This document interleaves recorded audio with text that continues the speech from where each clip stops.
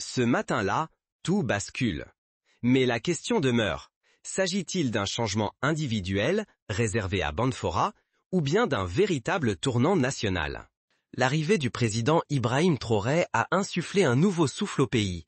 Pour la première fois, un dirigeant place la dignité des femmes, la santé des bébés et l'avenir des familles au cœur de son projet. Ce n'est plus une question de façade, mais de vie ou de mort pour des milliers de Burkinabés. Un matin à Banfora, une mère franchit la porte d'une maternité rénovée. Ce jour-là, pour la première fois, l'espoir remplace la peur. Elle va accoucher dans un lieu propre, entourée d'un personnel formé, loin des angoisses qui accompagnaient chaque naissance depuis des décennies au Burkina Faso. Pendant des années, donner la vie ici ressemblait à un pari. Les femmes, exposées à des conditions précaires et à des soins insuffisants, risquaient leur vie à chaque accouchement. De simples infections pouvaient devenir fatales. Les familles priaient pour que la mère et l'enfant survivent, là où, pendant des générations, la modernité semblait inaccessible. Derrière ce nouveau visage se cache l'enjeu de toute une nation. Soigner sans exclusion, donner à chaque citoyen le droit de croire en un avenir meilleur. Modernisation ou transformation, l'équilibre est fragile, et chaque vie compte. La renaissance de cette maternité n'est pas un cas isolé, c'est un symbole. Un signe qu'une transformation profonde est en marche. Mais si cette révolution ne touche que les murs, si elle n'est qu'un vernis sur de vieilles pratiques, alors le danger reste et tout peut s'effondrer. En revanche, si la mutation est réelle, c'est tout le pays qui change de destin. Jusqu'il y a peu, accoucher en sécurité relevait du privilège. Mais pourquoi, dans un pays où la vie devrait être célébrée, la naissance était-elle souvent synonyme de danger? Mais concrètement, comment cette révolution de la santé s'est-elle opérée? Quelles décisions et quels sacrifices ont permis d'en arriver là? Découvrons les coulisses de cette métamorphose et ce que cache vraiment la renaissance du système de santé burkinabé. Dans les campagnes du Burkina Faso, la réalité était implacable. Les cliniques isolées, parfois rien de plus que des bâtiments fatigués aux murs fissurés, peinaient à accueillir les malades. À l'intérieur, les équipements étaient vétustes, parfois inexistants, et le personnel médical, en sous-effectif, manquait de tout sauf de courage. Mais une fois arrivés, leur calvaire ne faisait que commencer. Les laboratoires, souvent obsolètes, ne permettaient pas d'assurer des analyses fiables ou des transfusions en toute sécurité. Les déchets médicaux s'entassaient à proximité, faute de traitements adaptés, exposant toute la communauté à des risques d'infections graves. Dans la seule région de Tanouyan, près d'1 million de personnes vivaient sous la menace permanente de cette précarité sanitaire. Mères, enfants, personnes âgées, personne n'était épargné. L'absence de soins de qualité condamnait des générations entières à la souffrance, à l'exode ou à une mort prématurée. Pourtant, chaque jour, des femmes prenaient la route dès l'aube. Sous le soleil brûlant, elles parcouraient des dizaines de kilomètres à pied ou à vélo, portant l'espoir de soins pour elles-mêmes ou leurs enfants. Ce voyage épuisant était le prix à payer pour une chance, parfois infime, de recevoir un minimum d'assistance lors de l'accouchement ou de la maladie.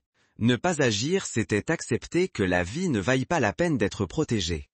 Mais alors, face à cette impasse, comment choisir le premier pas vers le changement?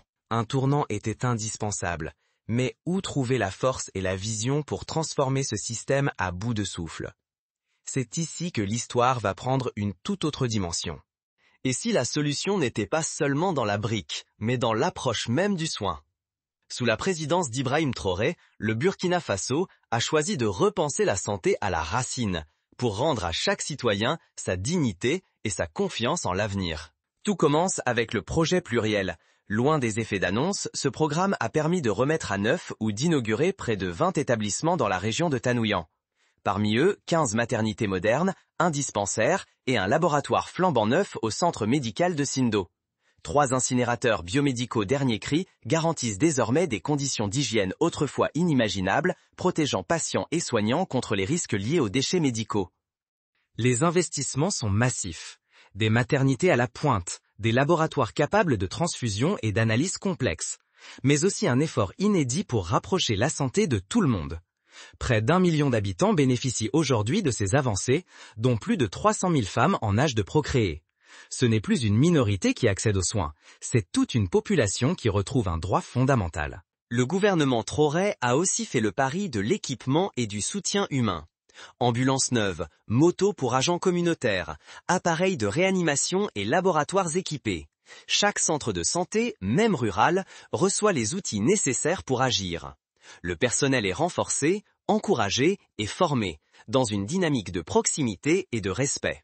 Mais l'innovation ne s'arrête pas au mur. Désormais, l'accouchement est gratuit dans tous les établissements publics. Pour la première fois, donner la vie n'est plus une source d'angoisse financière ou d'humiliation, mais un moment entouré, respecté et sécurisé.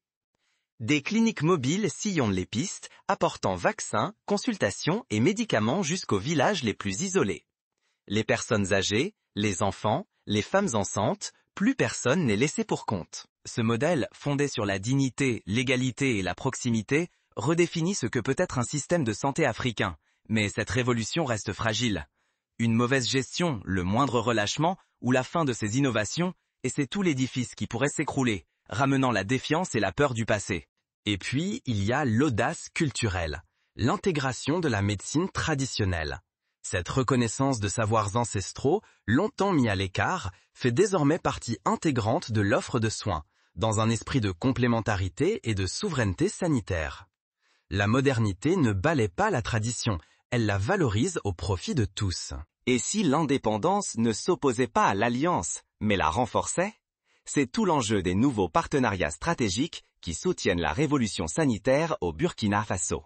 La question demeure, cette transformation profonde peut-elle survivre sans un appui externe solide et sans coordination régionale? Découvrons à présent les défis et les partenariats qui s'annoncent essentiels pour pérenniser ce nouveau modèle. L'une des pierres angulaires de cette transformation est l'initiative présidentielle de santé. Grâce à elle, des dizaines de centres modernes et d'unités de soins intensifs voient le jour, même dans les régions les plus reculées. Chaque structure est pensée pour rapprocher les soins de ceux qui en avaient été trop longtemps privés. Mais la réussite locale s'appuie aussi sur des alliances internationales intelligentes. La Banque mondiale et diverses organisations mondiales ciblent prioritairement les femmes et les enfants, finançant des équipements vitaux et des programmes de prévention. Au lieu de s'en remettre aveuglement à l'aide extérieure, le Burkina Faso impose ses priorités et veille à ce que chaque projet serve d'abord les besoins du pays. L'approche One Health s'impose peu à peu comme référence. Prévention des émergences, renforcement des laboratoires, surveillance des zoonoses. Cette vision globale, qui relie santé humaine, animale et environnementale, anticipe les crises et protège durablement les populations. Sur le terrain, la dynamique communautaire prend une nouvelle ampleur. Des milliers d'agents de santé communautaires bénéficient de formations adaptées, intégrant la digitalisation pour mieux suivre les patients et assurer une distribution massive de soins essentiels. Cette approche permet aux habitants d'accéder plus rapidement à la prévention, au diagnostic et au traitement. Ce progrès n'est possible qu'avec une coordination exemplaire. Chaque partenaire international agit dans le respect de la transparence, sous le leadership affirmé des équipes nationales. L'État burkinabé fixe le cap, surveille la mise en œuvre et garantit que les ressources profitent réellement au peuple. Mais au-delà des infrastructures et des alliances, une question demeure. Qu'est-ce qui change vraiment dans la vie quotidienne des Burkinabés? Que ressent-on concrètement quand la santé redevient un droit et non un privilège? Pour comprendre la portée réelle de cette transformation, il faut plonger dans le vécu des familles, des soignants et des communautés. C'est dans le quotidien des Burkinabés que s'incarne la nouvelle dignité promise par la refonte du système de santé. Le défi reste immense. Sans articulation intelligente, l'aide extérieure pourrait entraîner des dépendances ou des contradictions dangereuses, ruinant la cohérence des politiques de santé. C'est pourquoi la vigilance et l'esprit critique restent de rigueur pour que chaque alliance serve la souveraineté et l'intérêt général. Quand la confiance renaît, tout change. Et si la vraie victoire était invisible? Plus qu'une transformation de murs ou de machines, la révolution sanitaire au Burkina Faso a d'abord bouleversé les cœurs. Là où les regards étaient autrefois marqués par la peur ou la résignation, on lit aujourd'hui une fierté retrouvée et une foi nouvelle envers les hôpitaux du pays. Ce retour de la confiance n'est pas anodin. Il a permis de briser le cercle vicieux de la défiance. Les familles n'hésitent plus à franchir les portes des centres de santé. Les mères, rassurées, viennent accoucher sans crainte et les enfants reçoivent leur vaccin à temps. Chaque geste médical devient un acte de dignité partagée. Les chiffres parlent d'eux-mêmes. La mortalité maternelle recule, les campagnes de vaccination atteignent des sommets inédits. Chaque naissance sauvée, chaque maladie évitée devient une victoire silencieuse, mais ô combien réelle pour des milliers de familles. Avec cette dynamique, les vocations médicales explosent. De plus en plus de jeunes burkinabés choisissent d'enfiler la blouse blanche, inspirés par l'exemple de leurs aînés et par le sentiment de servir une cause nationale. Les concours d'entrée en médecine battent des records et les centres de formation voient leurs effectifs presque doubler. Jamais auparavant, autant de soignants n'avaient été recrutés en si peu de temps. Ce nouvel élan n'est pas acquis pour toujours. L'abandonner, ce serait risquer de retomber dans la résignation, l'isolement et la perte d'espoir. Mais le poursuivre, c'est ouvrir la voie pour qu'ailleurs, en Afrique, d'autres relèvent le défi et bâtissent leur propre avenir. Alors, comment chaque citoyen, chaque communauté et chaque pays peut-il s'inspirer de cette histoire pour bâtir un avenir plus juste? Découvrons ensemble les clés de cette réussite et les leçons à retenir. Mais au fond, le plus grand changement est peut-être invisible. C'est la redéfinition de la fierté nationale. Pour la première fois, la souveraineté ne se proclame pas seulement dans les discours, mais se vit au quotidien, dans la capacité d'un peuple à protéger ses plus vulnérables et à inventer ses propres solutions. Cette transformation attire l'attention bien au-delà des frontières. Des délégations venues de pays voisins traversent la région de Tanouyan pour observer ce modèle burkinabé, curieux d'en percer les secrets. Des experts étrangers viennent apprendre, échanger et parfois repartir avec l'espoir de reproduire cette réussite chez eux. Le Burkina Faso, longtemps vu comme un suiveur, devient un phare régional en matière de santé. La révolution de la santé n'est pas un rêve lointain, c'est une réalité à construire, ici et maintenant.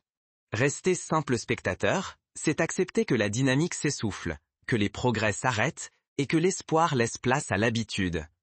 Mais choisir d'agir, d'imiter ce modèle ou d'en parler autour de soi, c'est multiplier les chances que la santé devienne un droit réel, partout, pour tous. Face aux défis immenses qu'a connu le Burkina Faso, chaque avancée, chaque maternité rénovée, chaque clinique itinérante incarne une victoire collective. Grâce à la détermination et à l'audace, le pays a prouvé que le changement ne dépend pas de l'extérieur, mais de la volonté de son peuple à se relever, à s'unir et à agir. Et c'est à chacun de nous, ici et ailleurs, d'entretenir ce cercle vertueux, de rester vigilant face au recul possible, d'encourager l'innovation et de s'inspirer d'une renaissance qui vient du terrain, des patients et des soignants eux-mêmes. Il ne s'agit pas seulement d'infrastructures ou de statistiques. Il s'agit de dignité retrouvée, de vies sauvées, d'enfants qui grandissent en bonne santé, de mères qui accouchent sans crainte, de communautés qui reprennent confiance. La santé au Burkina Faso n'est plus une loterie, mais une promesse collective tenue. Un nouveau chapitre s'ouvre. La question désormais n'est plus « est-ce possible ?», mais « qui relèvera le défi à son tour ?» Le modèle burkinabé nous rappelle que chaque action compte, que l'exemple d'aujourd'hui peut devenir la norme de demain si nous le décidons ensemble. La révolution sanitaire n'attend que votre engagement, votre voix, votre curiosité.